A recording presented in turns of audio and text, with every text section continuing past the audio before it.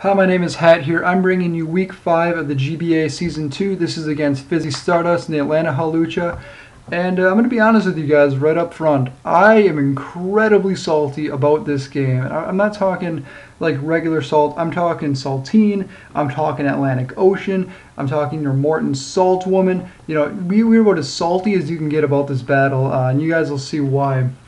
So feel free to grab as much salt as you want to join in with this battle to get as salty as you want, and probably should grab some water too, because you're going to need it to kind of dilute yourself after that. But we're going to have a battle with Fizzy here, and this battle, it starts off with a couple weird predictions on my part, probably over predictions, especially because I've never played Fizzy before. I've never really watched his battles in the GBA, but I figured I saw the chestnut, which has bulletproof, so I wasn't going to shadow ball, and I figure I'm going to U-turn to get switching initiative because he's not going to want to stay in. After thinking about it, he probably stayed in himself to U-turn because he was expecting a taunt of some sort from me, and now he's a scarfed Mew, and now he knows that I am a scarfed Azelf, and that threw me because I thought I was going to switch. So I switch in to a Powdon. I figure I'll get the sand up, see what he wants to do. Raise my special defense a bit, and he goes into Keldeo. And I go, okay, this is fine because I have a counter to Keldeo on my team with Clefable, right? All good. And we'll see in a minute where the first little bit of salt comes through. So I'm going to switch into Clefable because I know Hippowdon doesn't want to go in there. And he hits with Hydro Pump, which is fine. And it turns out I brought the wrong Clefable. I have two Clefables with the exact same moveset, but one is specially defensive, one is physically defensive, and I needed to bring the specially defensive one, and I brought the physically defensive one. So I'm sitting here thinking, great, this became a huge issue because my Keldeo counter is now below 50% and is basically useless.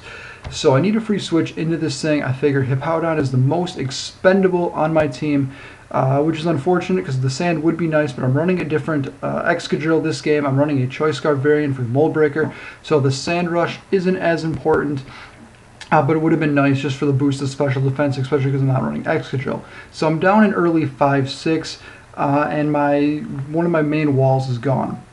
So I'm going to go into a Zelf. I'm going to scare it out. I know I'm going to be faster, and I figure he's probably going to go into Goodra to some extent. And this is when I wished I had Psyshock instead of Psychic. And I guess that's an oversight on my part, but it's one of those things you kind of go with, and you figure it out too late. I'm still not too worried here.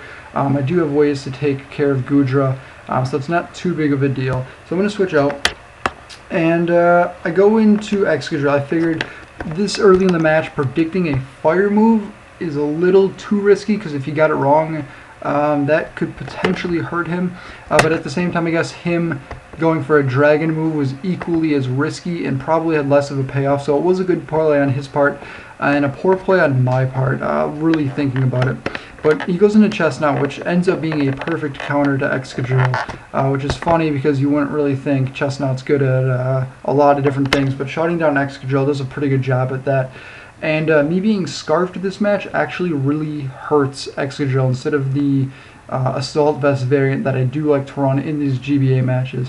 So I figure I'm just going to go into Clefable, maybe a spotter, and this is where is the other mistake, is this Clefable is unaware and not Magic Guard, which right there really kills me because now I'm taking Leech Seed damage, and doesn't help my survivability at all, my longevity. And it has almost made Clefable useless at this point, which is a shame because Clefable normally puts in a lot of work on my team. And he goes for the spikes, and I go for the wish on the off chance that I can live a hit, because I am now the physically defensive one. I wasn't really sure what he was going to do, so I figure I'll just wish, and we'll play it by ear. If I can get a safe wish off, great. If not, what are we going to do? But I see this opportunity, and my win condition is Mega Charizard X. And I see the opportunity. I have a free wish, and he has a Chestnut in. And unless he's carrying the rare Rock Slide, I think I'm pretty safe. So I'm going to go into Charizard, and he goes for the Hammer Arm, and I'm thinking great, because he's not going to want to stay in. Even if he's going to Earthquake, it's only going to do about 50%.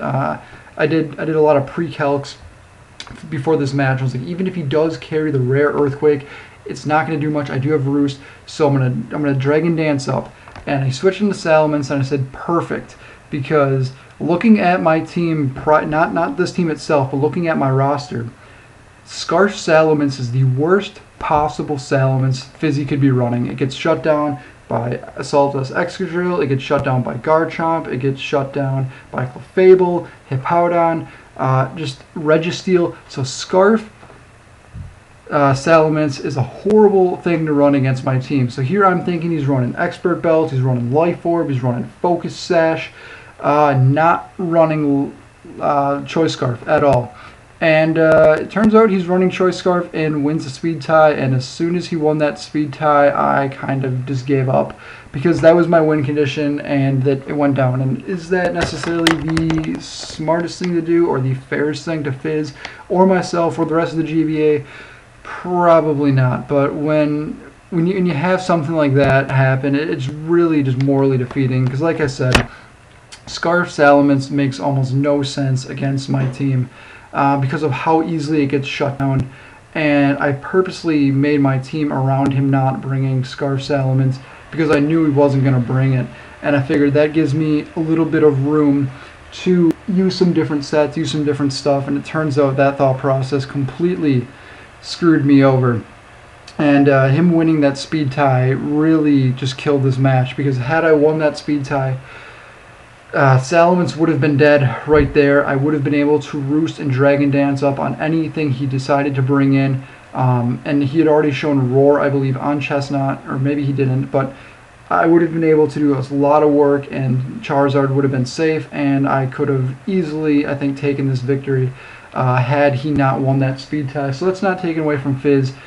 Fizz did play this game exceptionally well. He completely shut down what I brought with him, or what I brought against him with the stuff he brought, but it's just kind of a shame that the game was entirely decided then by a speed tie, because at that point what I had left and what he had left, there was nothing that could be done because I had no way to break through his certain walls that he had and with stuff up. So it's just basically me trying to not get 6-0'd and not give Fizzy the satisfaction of getting a 6-0, even though I knew that it was pretty fruitful and pretty futile, and there's nothing really that's going to be done. So I figure we're just gonna keep going and just sacking stuff off, and that layer of spikes again is coming to play.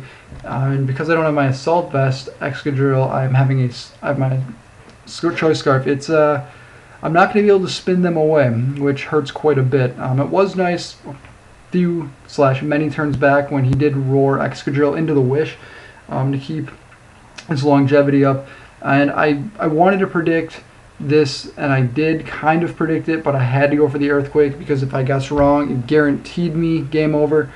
And this not killing really hurt as well because I just left Excadrill in as fodder just so I get a safe switch in, and he sees that I stayed in the Earthquake. And like I said, if I was playing at the top of my game and playing to win, I would have double switched here as well, because there'd be no reason for him to stay in when he'd have a free switch into something else that's immune. But like I said, as soon as that speed tie happened, I kind of just checked out at this game, and that's something I definitely got to change in the future for the GBA. I'm not used to getting in a position like this where I'm basically at the end of my rope due to my win condition going down so early, and maybe I overlooked a lot of stuff in team planning.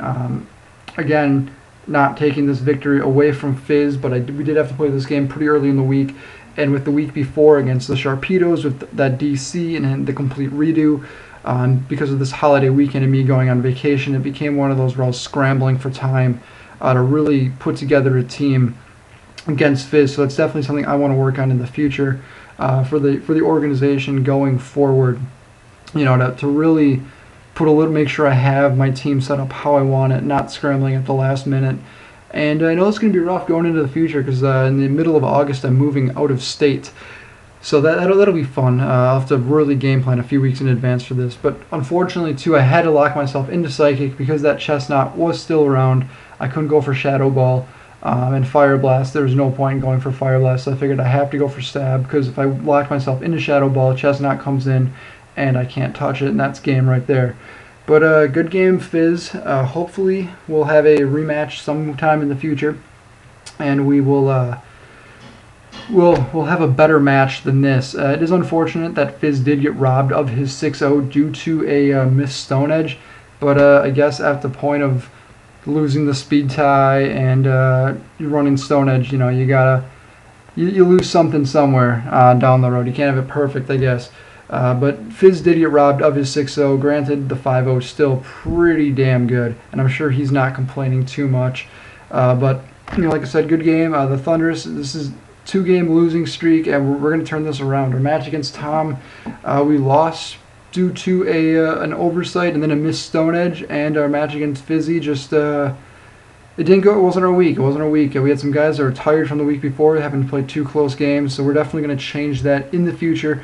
But everything you need to know is going to be in the WordPress, so check the description. Thanks to Swagilyph for grabbing this video for me. Check out his channel, link in the description, and I'll see you guys in the next one.